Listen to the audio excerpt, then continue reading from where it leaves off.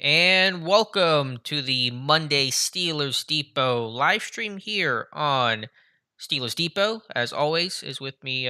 With me is Dave Bryan. My name is Alex Kozora. Appreciate you guys being here on this Monday, March 21st. A very busy past 2 weeks here for Steelers Nation. A lot going on with an unusually aggressive, the most aggressive free agency we've ever seen under Kevin Colbert and really in Steelers history. So, Dave, a lot of fun, a lot of things for us to cover today.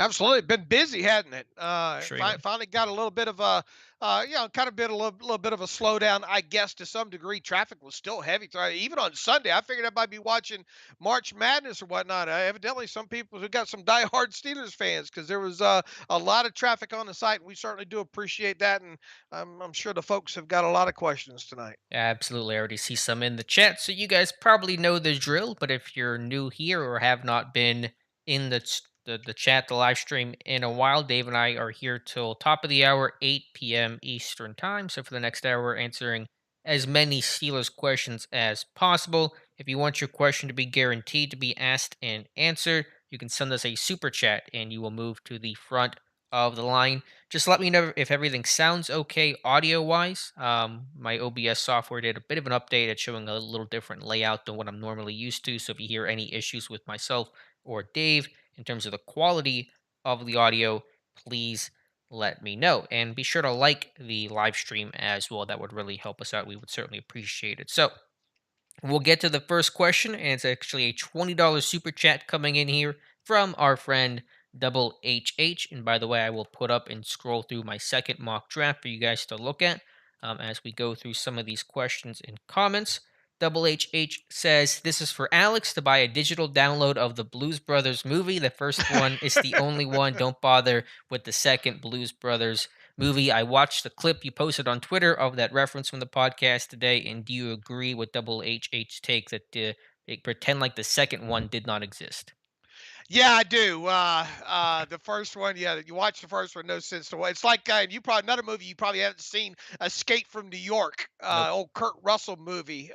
He plays Snake Plissken in that one. It's a fantastic old movie with Kurt Russell, but don't bother watching the Escape from L.A. You know, some movies just don't need sequels in there. And whatever they paid you, I will double it to make sure that you watch it, Alex. Great all time classic, The Blues Brothers. Gonna have to be more than that to, I think, get me to sit Oh, down and watch. But don't actually send money. I watch all the boring financial movies. I watched Too Big to Fail like 2 weekends ago. That goes through Hank Paulson and the financial crisis. And I'm guessing that's not been on your list, Dave. no, I like history and war and stuff like that, and that I was there. That new series, history, has where they reenact. It's kind of reenactment of times in history, and the guy acts like he's there Mm. among it. Real educational series on the History Channel. That's got my attention right now. All right, I might have to check that one out. But saying hello to everyone here in the chat. We have Russ, we have David, we have Steeler Nation highlights, everybody else here. So really appreciate you guys hanging out with us. First question comes from Raged EA2.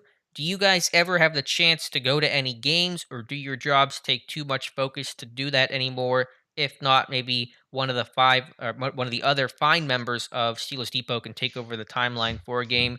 Yeah, we don't get out to the games, really. I know Dave obviously lives in Vegas, so it'd be hard for him to do that for multiple reasons. But the way the site is kind of run, we're best at home on game day. I was and have been fortunate in the one upside of training camp last year in the summer was that it was at Heinz Field, so I could go back there for the camp setting. But hopefully, it's back in Latrobe this summer. I imagine it will be. But Dave, have you ever been to Heinz Field before at all?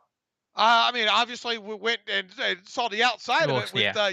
you and David O. I've never been to a game in Heinz Field. I've obviously been to Steelers games over the years and all like that. And look, I've got dysfunctions on top of dysfunctions, and I don't like being around large groups of humans like that, and stadium type atmosphere, and that kind of stuff. And I'd much rather watch them on TV anyway. That way, you can watch it and then get right to watching it again at home and writing about it and those kind of things. So my days of seeing football games live now, I'll probably go to a bowl game next year. I got buddy in Tucson there that's going to get me up in the VIP section for one of those bowl games next year, I'll go do that. But outside of that, I don't have really have much of a want to go to games anymore in person. I'd much rather watch them at home and Mhm. get right to writing about them and passing along info to people on the site.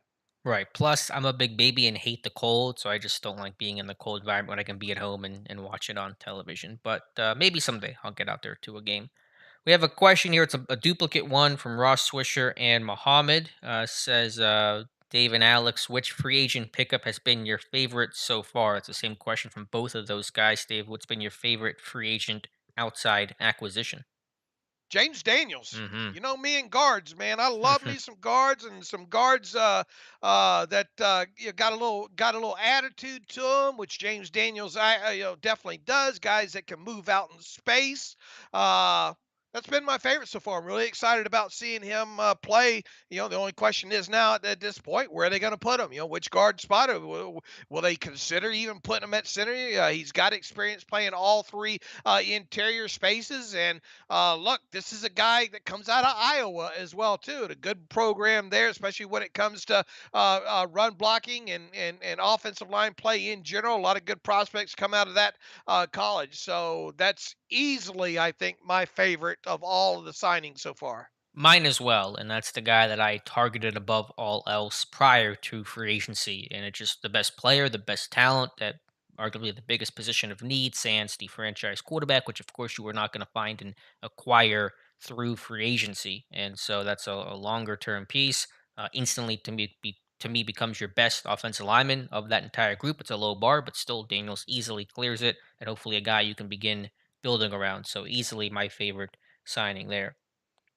Next question comes from our friend Mike Adesso. Happy New Year, guys. Of course, referring to the new league year. It's been a pretty boring start to the new league year, eh? Yeah, it's a good sarcasm there because it has been busy, busy, busy. Underrated story on Browns is we went from Brissett in Alex's wish list to Brown's starter in most all of the 2022 season. Yeah, we'll see how much he has to play whenever the Deshaun Watson suspension is handed down. I don't think it'll be a year suspension, but I think it will be certainly a chunk of the season. Brissett again was not a talent that I identified as like this guy's fantastic. It was just really the doc connecting because the entire Steelers offensive coaching staff, it feels like, comes from NC State and coached Brissett whenever he was in college. So I'm not too upset about losing out on him, but we'll see what he does in Cleveland. Yeah, going to be interesting to see how long they sit Deshaun Watson down for. I think that's the next kind of big storyline when it comes to the Browns there. And I guess the other kind of it'll play out obviously before the season starts. There is, man, all this quarterback movement now. What's going to happen with Baker Mayfield, and will they be able to get anything more than maybe a bag of footballs and a ham sandwich for him? Because he's got that $18 million 15 or fifth year option that the Browns have picked up, and that's fully guaranteed, man. So if they get in a situation and they're not, much like the Texans with the with Deshaun Watson, they're not going to want to carry that big cap charge much longer than a disgruntled player and all like that, much longer. So is he going to get shipped off to, I don't know, Seattle for like a sixth round, fifth round draft pick? I think that's probably the best case scenario Hmm. when it comes to that right now, because obviously Seattle's got the cap space where they can afford to take that kind of hit, and they kind of dangle the franchise tag over Baker Mayfield. If he plays well enough in 2022, then you could tag him, or who knows, maybe you can work out an extension with him, once trading for him. But the biggest storyline, now that Deshaun has obviously been traded, is how long will he get sat down for, and kind of go from there. Yeah, my guess is about 6 weeks, but we'll have to wait and see. And of course, we'll see if the Steelers play the Browns in that Watson suspension window, however long it is. And so we'll see if we even, Steeler fans at least, see Brissett, but I'm sure Browns will start him to some extent for at least a couple games this year. Next question comes from Verdon Barzy. Good to hear from you. What's up, fellas? Alex, do you really think wide receiver George Pickens is going to be there for us at 52? Why don't you have him as a first round pick? Well, partially it's the ACL tear. Only caught I think 4 passes last year, just a handful of receptions coming off the ACL tear. It was great to see him healthy and work out at the combine, and overall test fairly pretty well. 4.43. The vert isn't great, but overall tested pretty strongly given the circumstances of the injury. But that is a factor. And really, I just think receivers get pushed down a lot because every year for the last several seasons in 2022, no exception, there was just a glut of receivers in this class. It's a really strong, deep position. And so some of those guys naturally fall. So could he go earlier, than 52? Sure. You could easily argue that, but I think it's reasonable to expect that just given all the talent that's in this class. Look, I think it's reasonable as well too. And I was just on ESPN in Tucson before we got this going, and Ali, the host, asked me, what's the deepest offensive position going into this draft. It's hard to say something other than wide receiver, right? I mean, Hmm. there are some wide receivers in this draft class that are going to be drafted, let's say like the fifth round, that maybe any other year you might be able to get in like the second or third round. It really is that deep. And Alex and I talked a little bit about George Pickens this morning on the Terrible Podcast, and the fact that uh, if there's any pushback, not only from the Steelers, but from around NFL circles in total, is he doesn't even have 100 catches at the college level. And if you go back in time, kind of look at Steelers historically when it comes to them drafting receivers. Now, obviously, there have been instances where they haven't gone that route, and I think Antoine Randall, I think, was one of them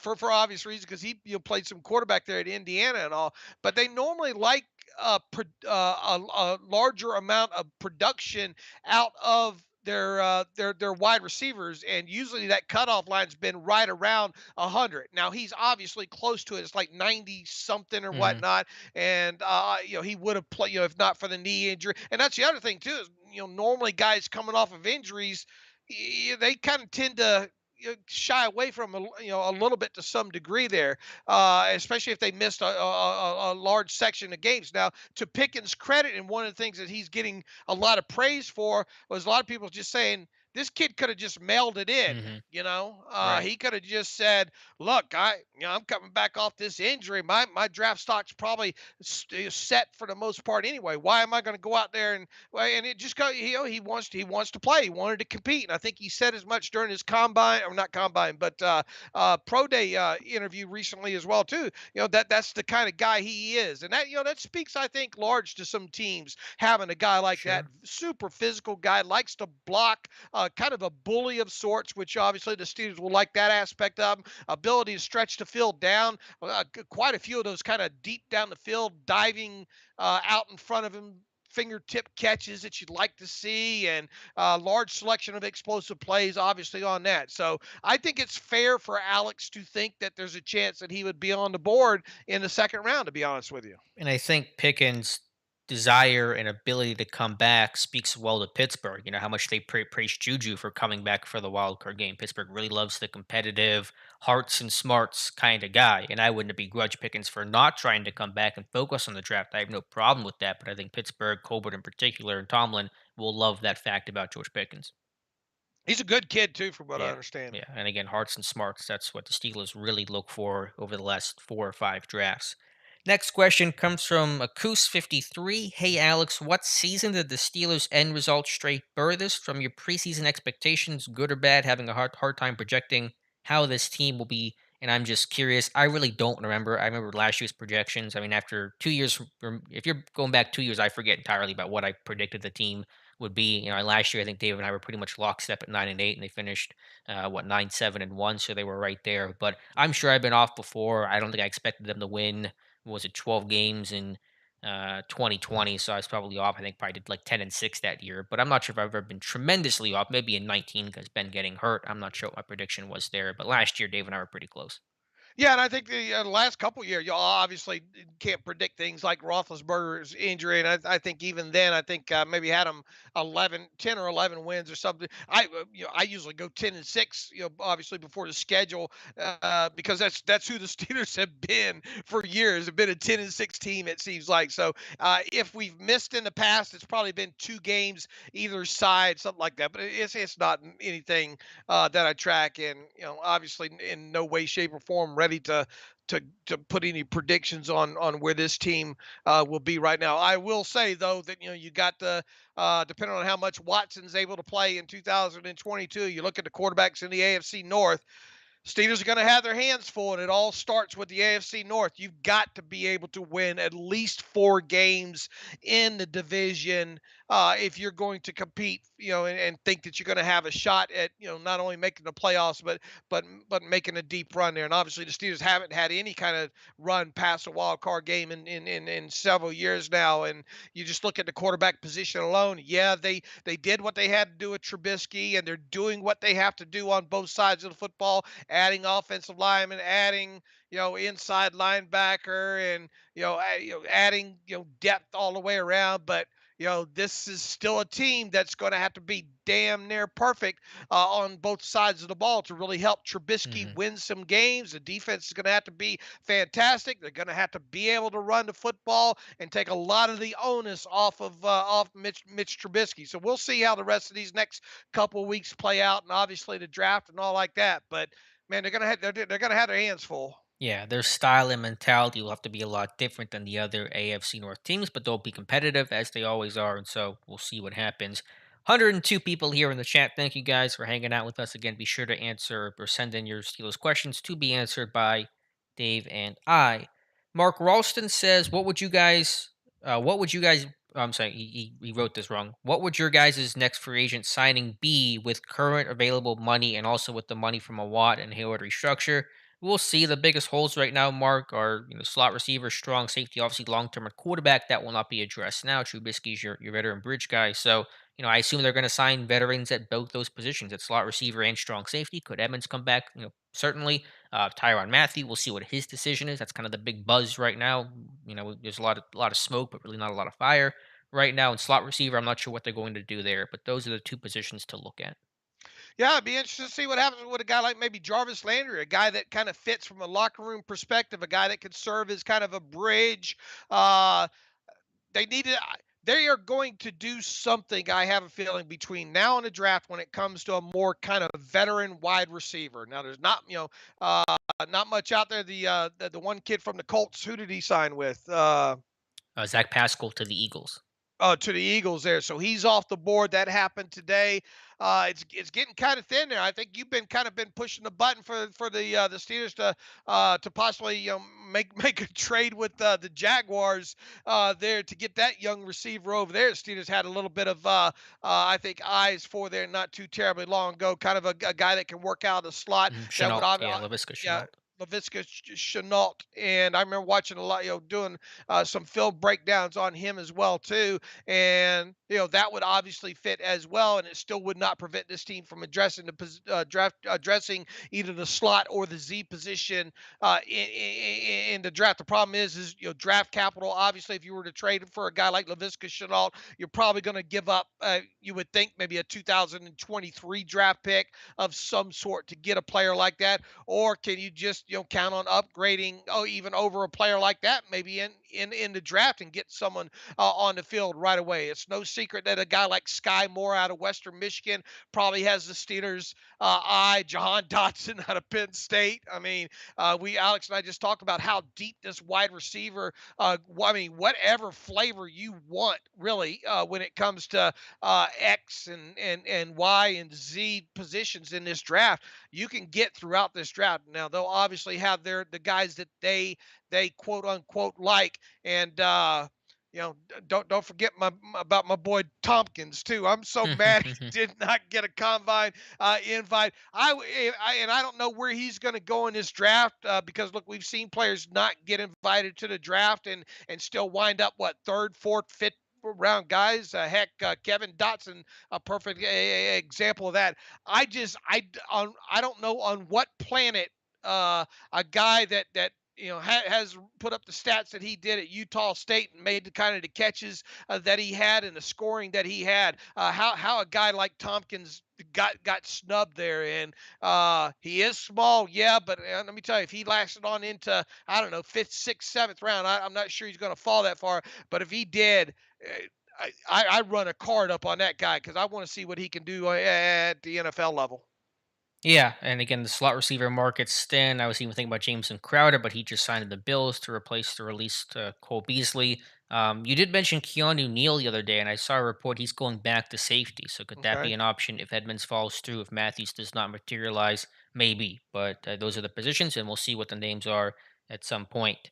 Here's my thought real quick on Mm-hmm, safety. I mean, I understand the fascination with a guy like Honey Badger, Tyrann Mathieu, and all like that. But I mean, at this point, if not him, I mean, go back to the devil that you know in Terrell Edmonds, because something like that, and now his market value, I would guess, is somewhere 2 years 6 million, 2 years 8 million, right around in there. And signing him to a contract like that would not prevent you from still addressing that position in the draft. You had the Maryland kid in your mock draft earlier mm-hmm. today. Uh, Nothing would prevent you even re-signing Edmonds at even 2 years, 8 million, if you structured the thing the same way that Levi Wallace and Keller Witherspoon, their deals were structured. If things go south, and you want to move on from them after 2022, or you have a better option there, you can cut bait that way. But to me, at this point, I think you're kind of looking at a guy like, either we'll see, whatever happens with Tyrann Mathieu, and if not that way, I say, why not re-sign Edmonds and then address the position in the draft? Nicholas McKay, I've seen a lot of hype for quarterback Trubisky from Steeler Nation. I'm not disappointed in the signing nor hyped. I think it's just a good one. I just want your thoughts on him. Quick thoughts. I wasn't crazy about the guy. I think every coach thinks they can fix the former failed first round pick. Very few do, but I recognize it's not going to wreck the Steelers long term. It's a good contract overall, a lot less than what people thought. And overall, I get the scheme fit, the pedigree there, who can run some of the bootlegs and play action and run Canada's offense. So I understand the signing. We'll see what happens. Pittsburgh will be a good, stable place for him. He'll work with a good quarterbacks coach in Mike Sullivan, but I'm not holding out hope that this guy's going to turn into the. I'm trying to make a Cinderella reference here. Glass slipper, I guess, is what I'm trying to say Mm. here for the Steelers. Once again, it goes back to surrounding him to help him win games. Plain and simple. You better be able to run the football. You better, I think it's, obviously scoring points is where it's at now. How many teams look, if you look at some of the quarterbacks and some of the movements that have gone around in off season and free agency, a lot of that's happened more so, I think, in the AFC than it has in the NFC, at least from my vantage point here. Uh, you know, uh, there are going to be some teams that might be able to put up some points. So, how the Steelers defense plays in particular will be a big cog in this thing, and especially against run. If you're able to get guys like Tyson Alualu back, we'll see still what happens with Stephon Tuitt. You got to keep those. You got to keep those linebackers cleaner this year, and let them be able to run and chase and make those tackles. You can't give up the big plays. Boy, the big plays they gave up on the ground, and not just the big plays, right, Alex? It's one thing to give up an explosive play and an explosive play on the ground, but the double and the triple explosive plays, man, those you just can't have those, and especially with the shape that this team was in offensively last year. So they've got to do a lot of different things on both sides of the football. Uh, to be able to make Trubisky work. If you put Trubisky in some good situations like that and don't make him have to win games week in and week out, you're going to have a chance at winning some ball games there, because he is a capable quarterback to a degree, and that's why you're paying him 7 point what is 0.25, whatever the average per value is so far. Remember, this is a kid that only played 30 offensive snaps in last season and attempted 8 passes. So you got a lot of faith in there. Quality Colas saying, Dave speaking facts, best podcast ever. Thank you so much. Thanks for being here in these weekly streams. Mike Adesso said, Neil back to the Cowboys. I think it was announced. I know they re signed J Ron Curse. I don't believe they re signed Neil. I could be wrong about that, but I know it was Curse, and that might be who you're thinking of, Mike. All right, let me scroll back up here, find the next question. Let's see. This will come from Ross Swisher. Dave, how come Edmonds hasn't been signed? Is the safety market that bad right now?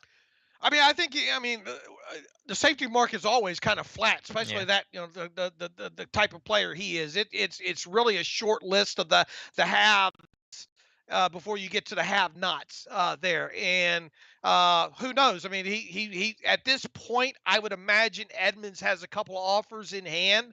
I would think maybe he's looking at a situation where maybe he's trying to find himself a 1-year deal somewhere where a base of, I don't know, I'm just going to throw out some numbers, a base of around $3 million with up to, I don't know, 7, $8 million, something along those lines, to give him maybe one more chance to, to increase his value so he can hit free agency again.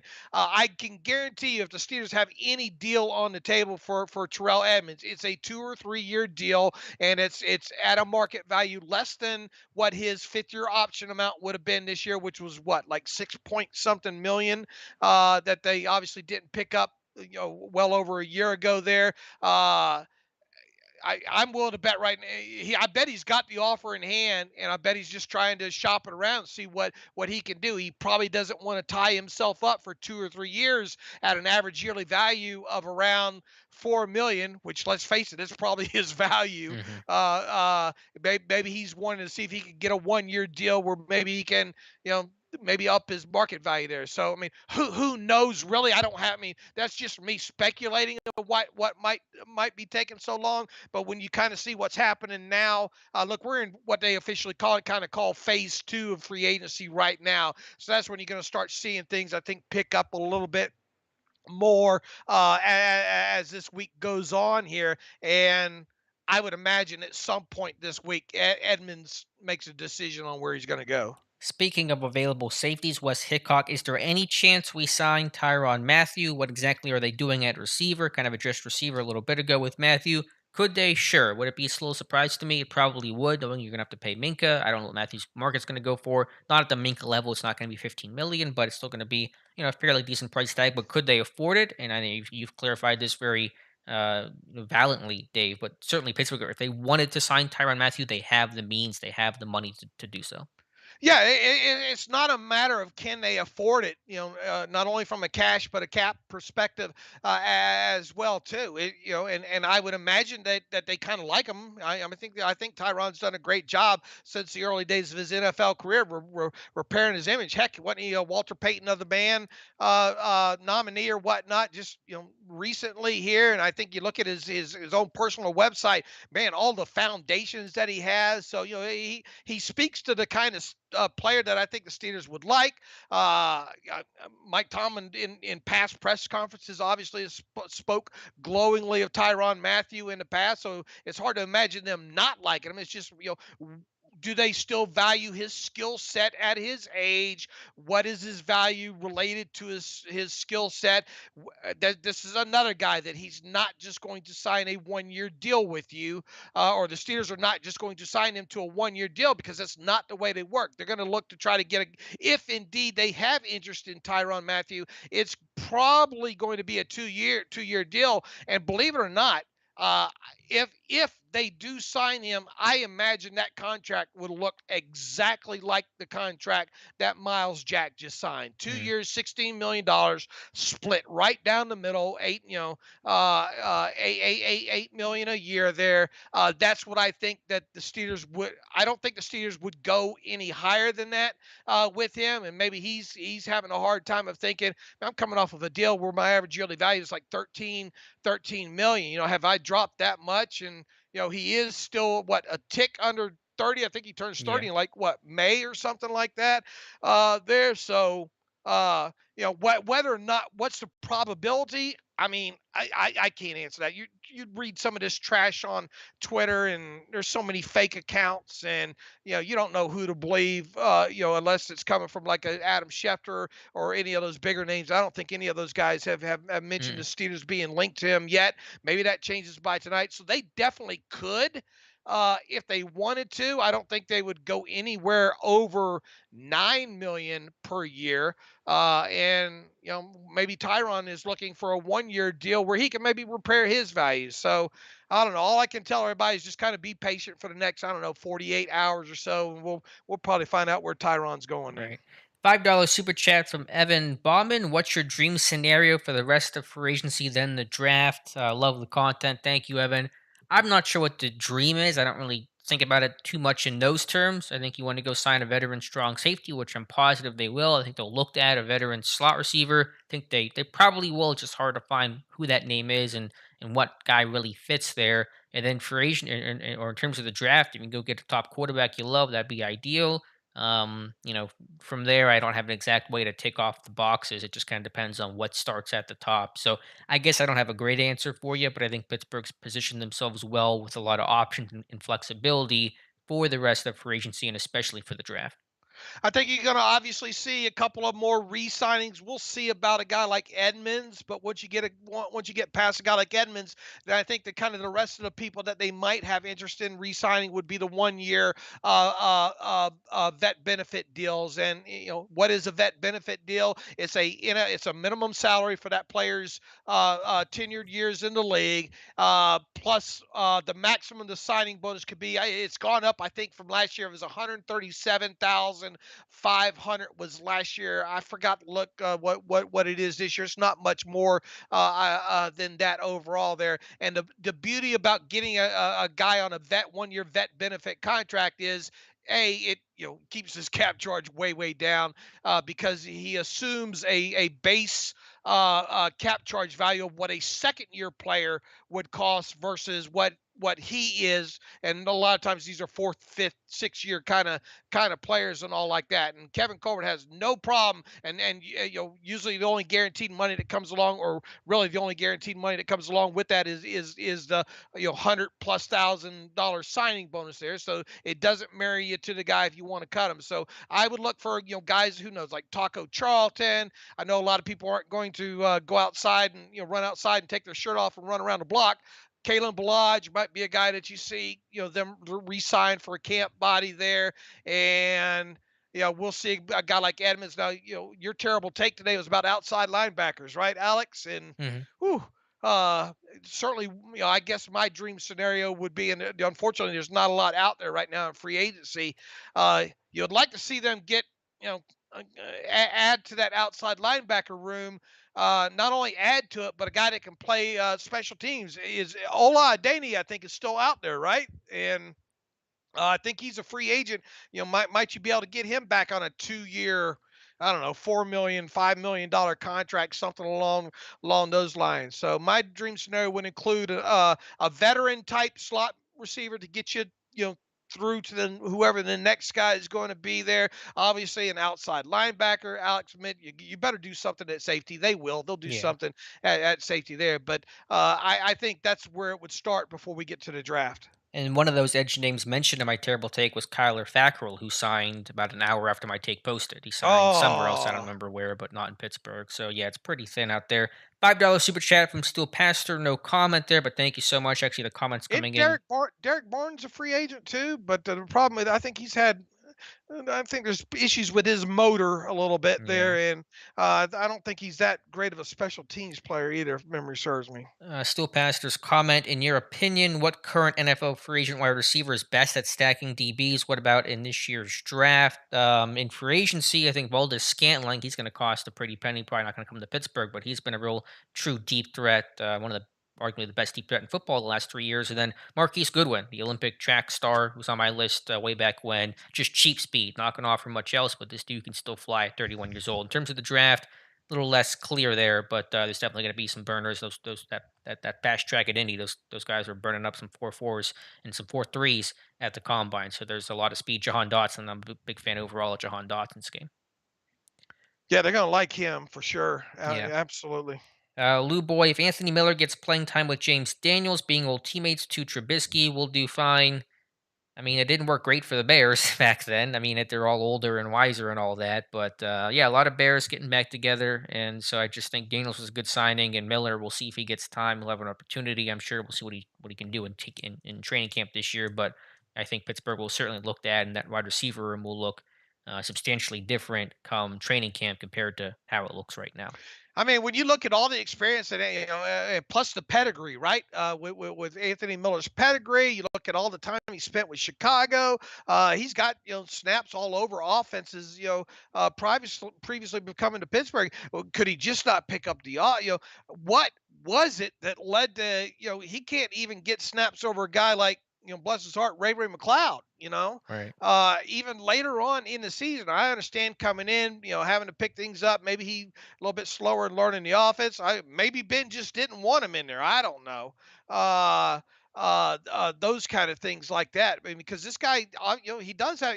There's a lot of good tape on Anthony Miller, and man, I don't know how many people may have forgot about that Thanksgiving Day game a couple years ago against Bears versus the Lions. There, he had a big game, a couple of deep passes down the field, a couple of shorter catches. I mean, I think he can run the whole route tree Hmm. there, that kind of stuff, and obviously should be able to work out of the slot. But I mean, I'd be higher on him right now, except for the fact that I'm having a hard time understanding why he couldn't crack it with the Steelers late last year. Right. Yeah, it's hard to say. We'll see what he can do. At least he came back. I'll go through a couple of questions here pretty rapid fire to catch up a little bit, some of the more recent ones, and I'll go back to the top. John Davis, is Trey Turner playing for us this year? No, he is not re signed. He will not re sign. I don't imagine that he would. Russ, don't worry about the super chat. Not sure what the issue is, but just appreciate you being here. Let's see. Someone was asking Creek Z, is it a risk to sign Julio Jones? Yeah, I wouldn't sign Julio. I'm not sure what his role is. He can't stay healthy. He'll probably go back to Indy and reunite with Matt Ryan. The Colts need receiver help. No chance at Jarvis. I assume that means Jarvis Landry. There's a chance. I think Davis. I think there's a chance there. Yeah. Probably. I wouldn't think. I don't know why there wouldn't be a chance at this point. Right. I think the reports and rumors are he's going to go back to the Browns. We'll see what happens there, but there's certainly a chance. Someone was asking about, I can't remember about Matthew. That was some of the rumors out there. Yeah, there's some accounts that are very untrustworthy. So let's just wait and see what happens on Tyrann Mathieu. Any other ones that kind of caught my attention? Is Ray Ray gone? Yeah, Ray Ray signed with the 49ers. Will Gunner be our number three receiver? No, he'll be a special teamer, kind of back end guy that'll do kicks, punts, and on the coverage unit. So they'll add some people there as well. And Bob, I think Dave outlined his thoughts on Anthony Miller pretty well. Let me go back up here to the top and find some of the other questions from earlier. Again, appreciate everybody here in the live stream. Dave and I with you guys for another 20 minutes or so. Do you see the Steelers signing a receiver in free agency? Seems like Crowder or Pascal would have been good cheap fits to fill in. Yeah, they would have been, but obviously they're off the board. Yes, I see them signing a receiver, but it is hard to know and really identify what name that's going to be, Tyler. At this point, too, man, you look at the list, Yeah. you look at the available guys, and what they can do, and what they might offer you on offense, and at what price.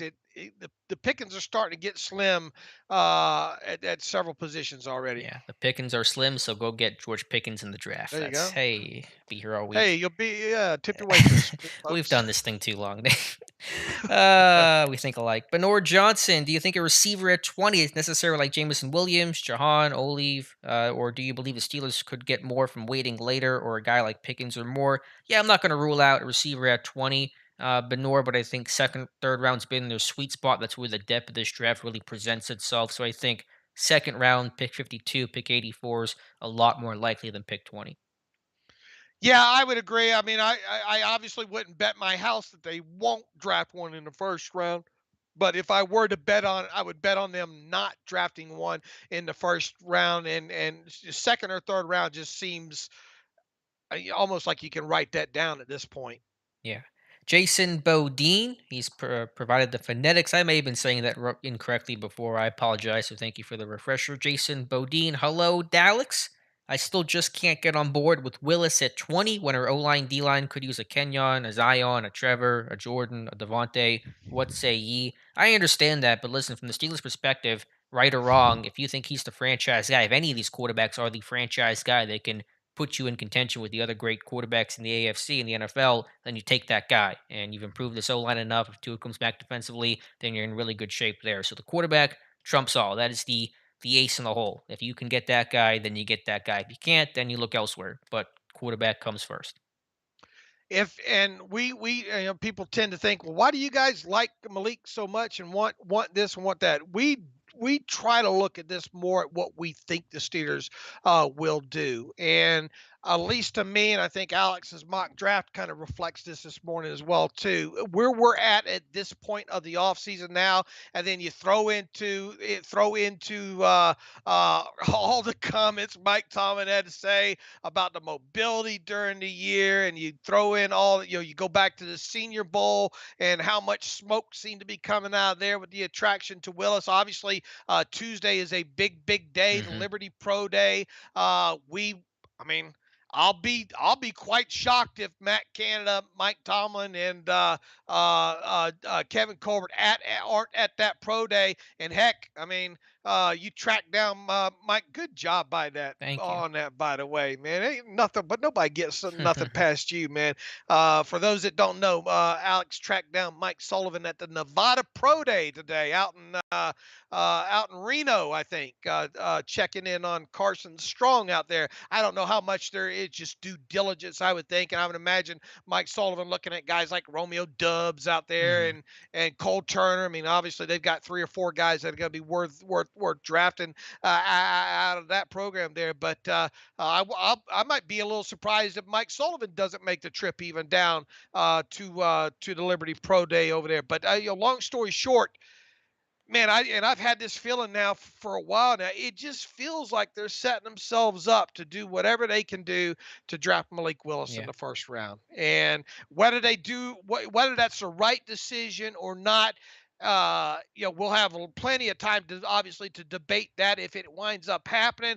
I will just, and this has been my thoughts on Malik for those that have read and listened to what I've had to say. He's got the most upside Hmm. to me when it comes to this quarterback class. He's kind of that new age quarterback with a mobility, can extend plays, but for every oh my god play he has, he's got a oh my God play to go along with it. Yeah. So, it's a guy that would have to sit out his rookie season on the bench. You try to bring him along slowly there. But if you want to look, I mean, I'm still buying everything the Steelers are selling, at least what I think they're selling when it comes to Malik Willis. And if they do draft him, we'll have plenty of time to debate whether or not it's the right or wrong choice. Real quick comment on Strong, and I want to get to some more of these questions, but I think that caught my attention because rarely do you see Pittsburgh send their guys out west unless they already are like west area scouts like Mark Bruner, Chidi Yeah. Iwoma, guys like that. And that tells me they're at least fairly comfortable with the medical because they know the medical on Carson Strong now. If they really crossed them off because of the medical, because of the knee stuff,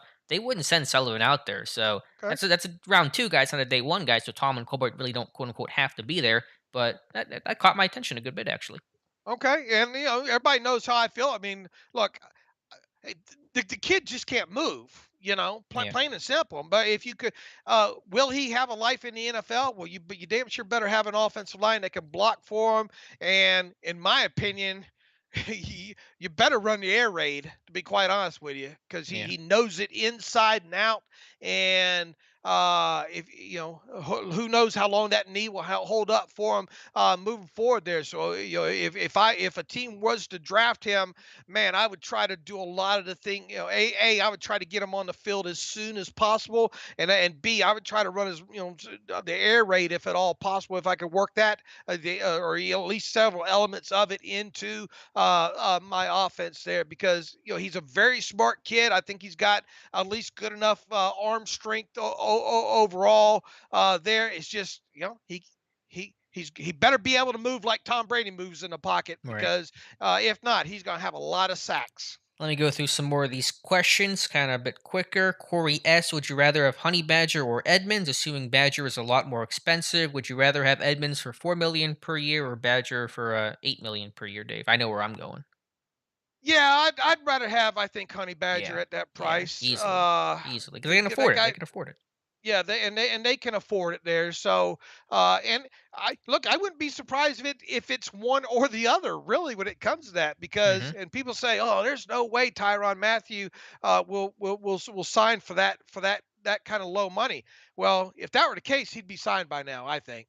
If he Yeah. was going to get more than 8 million per, I kind of feel like he probably would have signed by now. Yeah. So it really makes a lot of sense if the Steelers were to sign him for that contract to look exactly like the Miles Jack contract, 2 years, 16 million. Duck Swagger, is Linderbaum still in play at 20? I'm not going to say no, but Iowa's pro day was today, and Tomlin and Colbert obviously were not there, so history says no. So I guess maybe I'm closer to saying no than I thought I would be. Yeah, history says no.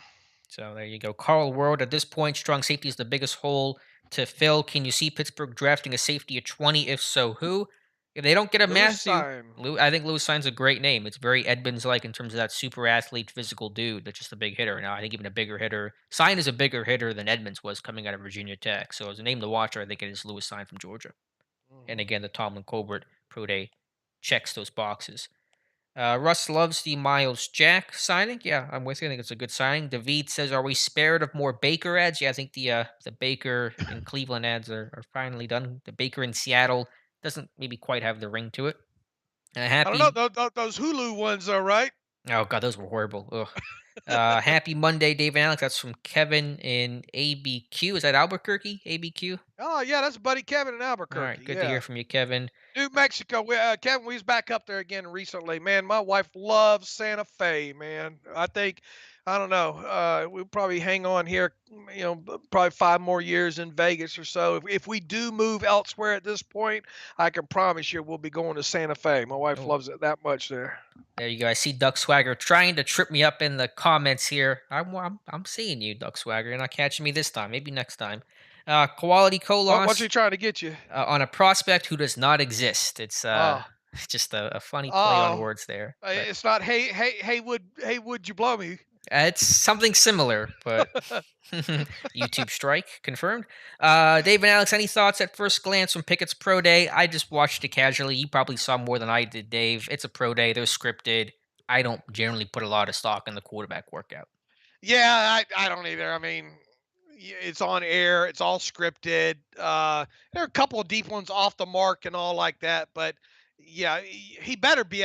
He better have looked Yeah, good. Fit. What was it? 50. I don't know. 56 throws or something like that, and uh, nothing stood out to me, and the only thing that stood out to me is the Panthers were all over him. And afterwards, Matt Rule and the general manager and the offensive coordinator were all over there on the side, and Pickett, they wanted to see him stretch out his hand and put it on the football, and those kind of things. So I really think that they have maybe Kenny Pickett in their sights at yeah. 6 overall. I think that's certainly possible. Rule tried to recruit him, Pickett, when Rule was at Temple.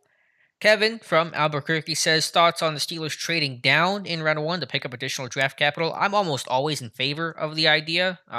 Pittsburgh is generally not, so I'd be all for it, but I doubt it happens. Yeah, look, I mean, uh, obviously, if they had a shot to maybe get someone that they really like there, but I mean, I think in this draft with the kind of holes that they would have, you can make good arguments for wanting that to happen. And really, there's not many years that you couldn't think about where it wouldn't maybe wouldn't hurt a lot of people's feelings if it happens. It just the Steelers don't tend to do that. Right, right. Let's see, 007. What do you think about what the Browns had to give up to get Watson, and now they're giving up more than initially reported? It's 6 picks in total, I Yeah. believe.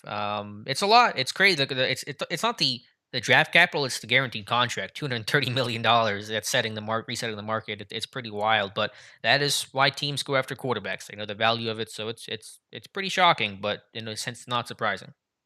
I mean, it's certainly a sell your soul type of things, and if you miss on this, it can set you back a couple years for sure, Yeah, right? easily, and they will be fired if Uh, this does not work. Stefanski, right, Barry, they are gone. right. I mean, and they're going to want results regardless, of whatever the games that Watson gets sat down when he is in there. They're gonna want, because there's going to be so much back. If this thing goes sideways on them with the Browns this season for whatever reason, and Watson gets in there and doesn't play well, I mean, they could be out of there that quick. I mean, we've seen times in the past. I think Stefanski. I don't know how much leeway they would give him, but definitely on into next year. They've got that kind of money and investment and all like that. I mean, Cleveland right now thinks that by the end of 2023 season, they should have a Super Bowl or have a Yeah. Lombardi Trophy. Yeah, that the bar set that high. Couple of super chats. One from Lou Boy, another one. Thank you so much. $5 super chat. What's up with Carl Joseph? Still a free agent, as far as I know. Correct. Was not re-signed to a reserve contract. Correct. Yeah, that's a good question. I'm I pretty don't sure he think I. wasn't because someone asked me this like last week, and I checked the Steelers site to make sure, and I do not believe Joseph appears on the roster. So I believe he is still a street free or not a street. Well, Yeah, what are you going to call him? Free yeah, agent. he would be a street Street free agent. agent. Yeah, Okay. yeah. At this point now, yeah, yeah. I mean, he's not on my salary cap list here. So So yeah. there you go. Dion Johnson, another $5 super chat. Thank you. Says, hi there. I love sign later in the first round. However, do you envision a Palomalu type move on Hamilton? Do you think he may fall due to a slower 40 time just pipe dreaming? Yeah, I mean, he may slip a little bit, but we're talking like not top five, top 10. And I don't see Pittsburgh trading up draft capital in a year where they need a quarterback for Kyle Hamilton. I'm a big fan of Hamilton. To me, the best prospect in this class is Kyle Hamilton. The 40 time was not great on that fast Indy track, but I don't see a way Pittsburgh gets him.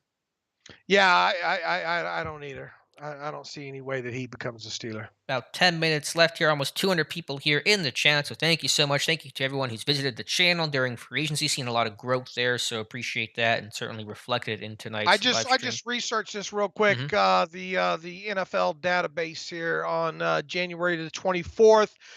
There were four guys on the Steelers practice squad that had their contracts expire. Rashad Coward, Carl Joseph, Anthony Miller, and John Simon. Miller and Simon have obviously, I think, re-signed with the Steelers. Coward signed with somebody, didn't he? Yeah, I can't remember where, but not Pittsburgh, obviously. And Carl Joseph remains on the street right now. All right. So thank you for confirming that. So Joseph is a free agent. A couple more questions we'll get to. Actually, super chats coming in. These might have been your delayed ones, Russ. Just there's one for $1, one for $5. So thank you so much. No comments there, but appreciate if I see a comment from yours while I'm scrolling. I'll let you. I'll read it out. I bet my Harley the Browns do not win a Super Bowl with Watson. So Russ, that confident. Watson Mm. is not the answer for Cleveland. Let's see, couple more questions. Let me find, kind of going back up to the top here. Jonathan Mason was asking, are we optimistic that Canada can help this offense succeed? It's a big year for him. It's kind of his offense this year. There's no excuses about the compromise with him and Ben. So jury's still out. Year one, not great overall, but year two, even though he might not have elite quarterback talent, you're not going to get it past the second time. So I guess that's kind of an outstanding question. But I'm not going to say that he's incapable or that he cannot do it. Look, I mean, we're going to really see what his offense is about, right?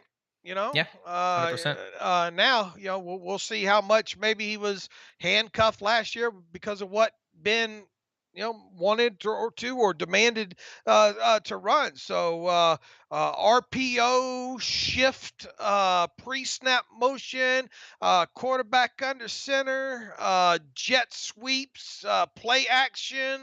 You ought to see all of it, and boy, they're going to have to come together real quick as a group too. And that's another thing about this. You got a guy coming in, even though Mitch Trubisky's in now, obviously studying the playbook and all. You definitely don't want these guys missing time during the OTA programs, and you get into training camp. And boy, keep your fingers crossed everybody stays healthy because they need to keep this group, whatever first string offense that they have, they need to get that group a lot of work throughout the offseason here. But Hmm. is he capable? I mean, we'll see. That's about the best way that we can answer. We'll see elements a lot more. We'll see his offense plain and simple. We'll be able to say, well, this is the Matt Canada offense right here. Yeah, absolutely. Yeah, I'll post either an article or a tweet. Like, I have a list written down about like the differences in philosophy about a Ben run offense or Ben led offense versus a Trubisky led offense, and yeah, they're going to be pretty night and day. Mark Tobin, do you think we take a corner or receiver at 20 based on our moves in free agency? Both are possible. I think receiver more likely than corner right now, given the fact that you brought back Witherspoon and signed Levi Wallace from Buffalo. But I think quarterback is still the position that you certainly cannot ignore, given all the aggressive moves Pittsburgh has made in free agency so far. Yeah, I mean, I don't think it's out of the question when it comes to wide receiver or corner.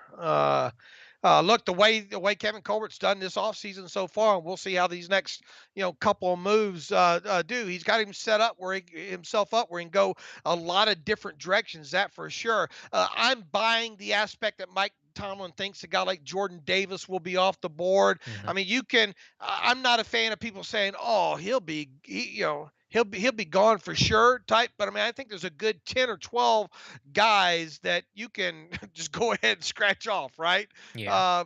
More than likely. And now I tell you what, if Jordan Davis did fall down to him, I bet Tomlin would have a little prayer meeting there.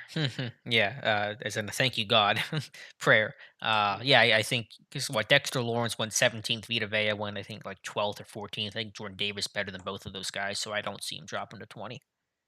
Let's see. I had one here from Steel Pastor. Do you think Mike Tomlin has any future desires in team management? GM Tomlin, Coach Brian Flores.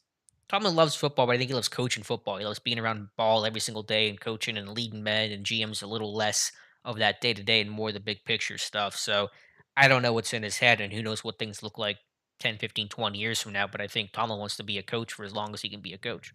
Yeah, he loves the process, He man. does. He's He pro day, man. He's everywhere. loves. Him and Oh, Colbert. he would go to every pro day. Yeah. Even if he could get to 5 pro days a day, he would. I think he would do that. He loves the Senior Bowl. He loves the process, and he loves coaching. I think so. Never say never, but I feel like he feels like his place is with the whistle around his neck and on the football field. I mean, he loves the process so much. Yeah, it's a little Belichick in the fact, and all these coaches love football, obviously, but just like this hardcore appreciation for like Belichick will go to any pro day, big, small. Tomlin doesn't go to the small pro days, but like he just loves football. I mean, again, at the Senior Bowl that Wednesday it was super rainy. There's like hardly anyone on the field, and Tomlin's standing there just getting drenched, but does not care because he just loves getting a chance to watch these guys up close and personal. 007, what do you think about Juju going bye-bye? Not surprised by it. Chance to go, play with Mahomes and try to win there. That makes a lot of sense. And Dave had a really good discussion today on the podcast. So go back and check that out about, I don't know, early on in the show about why the Chiefs offer was probably structured in a way that Pittsburgh was not going to match it.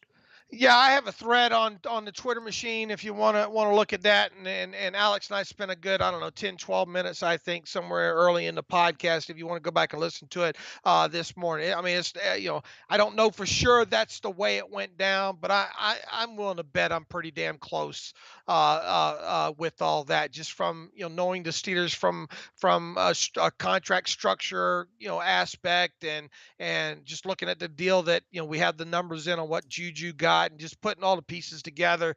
I'm willing to bet I'm not off, if any, on my speculation on that. Cut more, Damian L. Thoughts on Malik Willis being on many betting sites as the favorite to land the number 2 pick in Detroit. It's possible, not going to rule it out. It does feel a bit high, but if, like again, if that's your guy, that's your guy. So I'm not going to say no to that. We'll see what Jacksonville does at 1. It sounds like it's going to be Aiden Hutchinson. So and they don't need a tackle. The Lions don't after drafting Sewell. So I'm not sure what direction Detroit's going to go. Yeah, here's the thing that I keep going back to with Malik Willis is, man, you better have it in place where the coach, where the organization doesn't feel like they have to.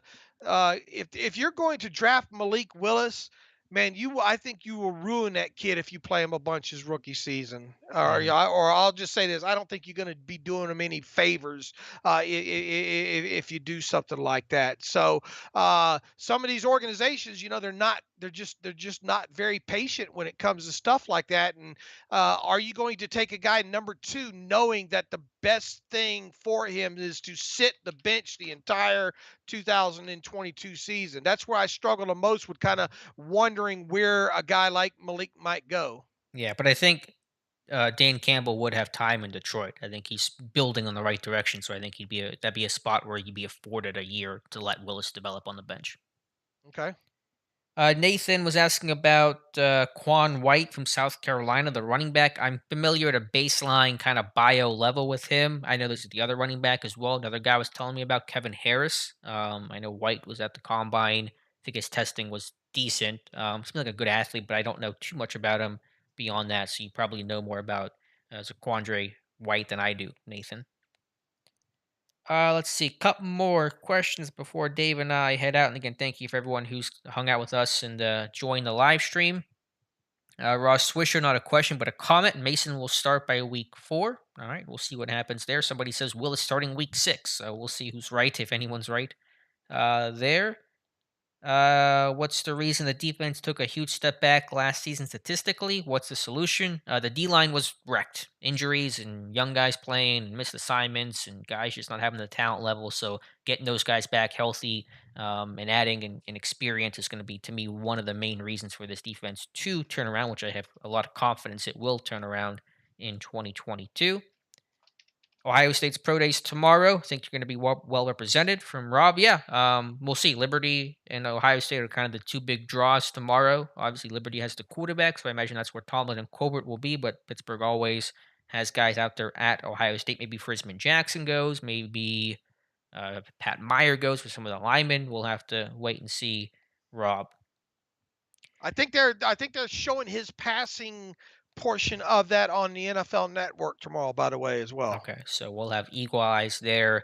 Usually, if Tomlin's there, that gets like announced right away because he's a very recognizable face. So we should know pretty quickly on Tomlin and Colbert's status. Let's see if we can find one or two more. Maybe go a little bit over time here because there are so many questions. I don't want to leave too many people hanging, but certainly do appreciate it. Mike asked about live mock drafts. Hopefully, do at least one here, Mike. See any other ones. A lot of comments here, a lot of discussion, which we always appreciate. Todd, do the Steelers need another tight end, or do you think we're set? What do you come in on tight end, Dave? You're never gonna hear me turn down the opportunity to get one that can attach to the line of scrimmage and block. Hmm. I thought Gentry made strides in that area, and I can definitely see them going that route with him. By no means am I suggesting spending a first, second, third, fourth, round, draft pick on that. However, if you got into maybe that later rounds there, and you're looking for someone, and look, I think this team obviously going to have some attraction to Connor Hayward. The question is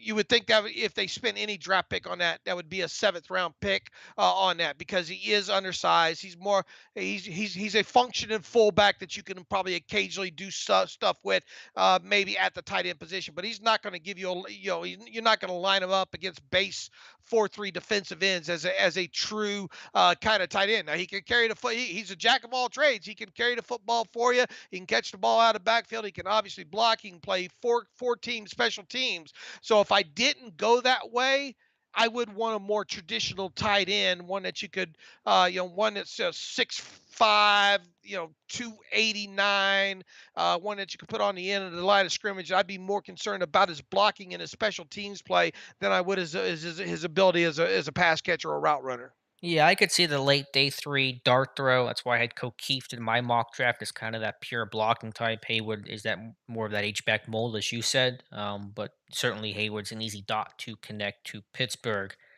Please do not spam the chat. That's for Eugene and Dale, but I will answer Eugene's question about how much would I give Edmonds. I think Dave's projection of like 2 years, 8 million, so 4 million per year is a pretty fair number for Edmonds based on the market and his play. Is that How much? 2 years, 8 million? Your suggestion for Evans, Oh, four yeah, million yeah. per year seems fair. I think that's ceiling for him. Yeah, I think so too.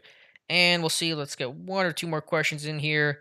Hey Alex, do you think if Willis or Pickett is still at 20, do we pull the trigger? Yes. Short answer, Ben. I think that if one of those guys somehow falls, they will take him. If Tua does not return, how high is the draft priority at defensive line? Round one, day two. It's a good question. Again, I just struggle finding that name. As Dave talked about last year, it's kind of hard finding that good fit. Travis Jones, I know Mike mentioned Travis Jones. Could that be an option we need to consider more? Maybe, but we'll cross that bridge when we come The to it. Oklahoma kid, Yeah, what's it, Perry Perion? on Winfrey. Yep. Yeah, Perion Winfrey.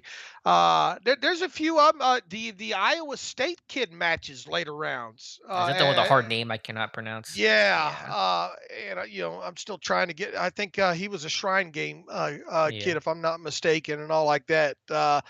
Seemed to kind of fit maybe a 6th round kind of guy there. But I think more than anything, we'll get a kind of a better. We'll see how much long if Tuitt sticks on this roster, because if Tuitt sticks, and there's been really no sign that he won't at this point. If everybody's healthy and all right now, I mean, it's hard to put another, it's hard to throw a draft pick at a I'd much rather them spend it on a later round wide receiver than I would maybe a defensive end if Tuitt's back, because I think the wide receiver had more better chance of making the 53-man roster than the defensive end. Yeah, so we'll see. I wanted to just see what happens with Tua, so my mind and my thought process hasn't been too much towards it being an urgent need, and I'm still kind of leaning towards Tua returning. But again, nobody knows right now. Let's see. Last question comes from Bettsburg. Do you think Mitch will make the most out of our receivers, or will our receivers take a plunge in receptions? Yeah, I mean, Ben certainly helped develop some of those receivers in Pittsburgh. Obviously, Pittsburgh drafted well, but like Ben made those guys look pretty good too. So it's an interesting question and something that's kind of an unknown for this whole organization. Your thoughts on Mitch, and can he make these receivers look better, or will the receivers struggle because of the change at quarterback, Dave? Look, I mean, the passing game is going to be a function of how well you're able to run the football. I think, so I don't think, can he push the football down the field? That's the biggest question when it comes to him. Obviously, Roethlisberger had his issues the last several years when it comes to the deep ball. You look at Mitch and his stats over the years; they haven't been great either, right? So that's the kind of thing that you have to worry about there. Look, Claypool is still going to be Claypool, though. I don't, unless you're able to get him where he's able to stack defenders better and get separation. There's going to be a lot of contested footballs in his future. Deontay, can you do so? Deontay, just the biggest question with him is can he limit those kind of drops, because he can obviously get open. I think Mitch will be fine when it comes to him. What else do you have at this point? Pat Farmer is going to get a lot of targets, right? And Hmm. and probably less than 10 yards past the line of scrimmage as well too. So I mean, I think Mitch is very serviceable to a degree. The problem is uh, man, those mistakes that he makes are bad mistakes, man. And I don't have a lot of the confidence that he's going to be able to push the football down the field consistently. That's why they're going to have the run game. They're going to have to be able to use play action. They're going to have to use a lot of the levels concepts, making more easier throws with him out on the move and going half field type situations there. You can function with him, but once again, it goes back to what we mentioned several times since he's been signed, is you got to have a lot of things. You got to help surround him in several different areas to help secure success with him, not just on a one game basis, but on a consistent basis. Yeah, I think that's well said overall. So we'll begin to wrap things up. And I apologize, Russ. I didn't mean to put you in timeout, my friend. I clicked the wrong person. I have this new phone. It's stupid. I got fat fingers. And so that was Dale, because Dale doesn't play nice with others in the chat here. So I apologize, Russ. That was certainly not intended for you. Sorry, You're Russ. always welcome here in the chat. Let's see if I can find one last question here. Who's the best linebacker for us from Darkshine the Kid? I mean, that can go a lot of different ways. The off-ball linebacker class is strong. I assume that's what you're referring to there. I'm a big fan of Damone Clark, but there are a lot of options here the Steelers could pick on, day two, for example. Yeah, the thing is will they go that route? You add Miles Jack to the room and all, and you tend, you can walk away easily from Spillane and Marcus Allen because those restricted tenders are not guaranteed. So those guys are just in sits fighting for spots right now. Will the real Ulysses Gilbert please stand up? What's going to happen there? If you do go that way, I mean, you got Buddy Johnson. You already spent a pick on. I would much rather them spend an early pick on the position if they're going to spend a pick on a position. A guy like Leo Chenal or something Right. like that. Uh, if you're not going to pick, one of the top off the ball inside linebackers for your system early in this thing, then my thoughts on the matter is why bother? Bring in a couple of the bodies through as undrafted free agents and see if you can get one that way.